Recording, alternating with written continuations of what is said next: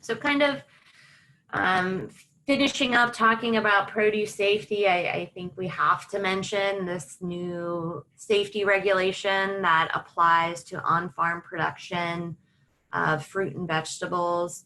So this is lovingly called the Produce Safety Rule. It has a much longer official name, but I'll get into a little bit of background on this particular regulation. So the Food Safety Modernization Act was signed into law a few years ago, and really this was the biggest overhaul we've had to our food safety regulations in the US in about 70 years. And under this Food Safety Modernization Act, the FDA established 7 foundational rules to implement this new act that's really focused on preventing foodborne illness, and it gives the FDA a little bit more power to step in should they deem a particular practice to be unsafe when they go onto a farm or in a processing facility, into a distributing facility, whereas in the past they kind of operated more in a reactionary capacity. They were still doing inspections, but they didn't have as much power to go in and shut people down. So these are the 7 foundational rules, and the one I have highlighted here is what's commonly referred to as the Produce Safety Rule. And this is the first regulation that applies to the production of fruits and vegetables. So we've had some guidance, such as USDA GAPs, that have been around for quite some time, but those were never enforced by the federal government.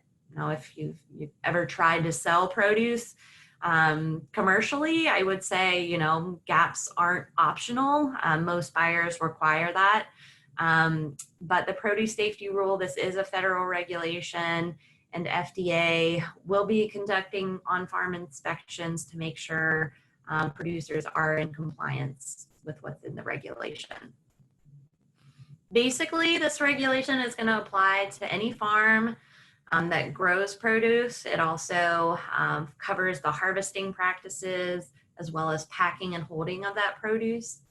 There are some exemptions to this regulation. So a very small farm that sells less than $25,000 annually would be excluded. There are also some exemptions depending on who you're selling produce to. So if you happen just to be selling to restaurants or direct to consumers, there's a little more flexibility in terms of being fully compliant with the regulation.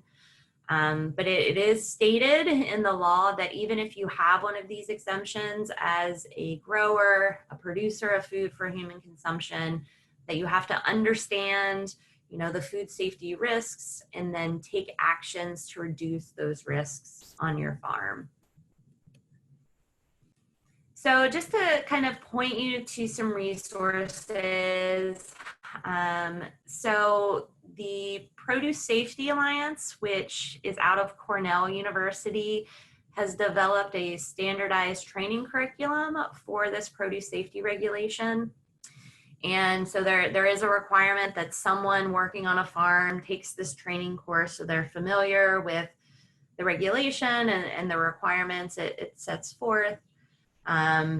So there's lots of kind of guidance documents on the Produce Safety Alliance's website, so you can definitely peruse that if you're interested in more information. Just so you know, in California, CDFA entered into an agreement with FDA where CDFA is going to be the one enforcing this regulation.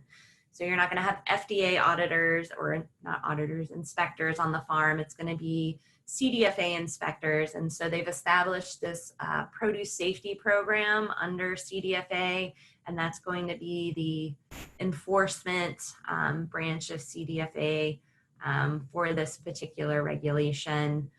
So just be aware of that. There are a lot of great resources out there. So we have some on our website.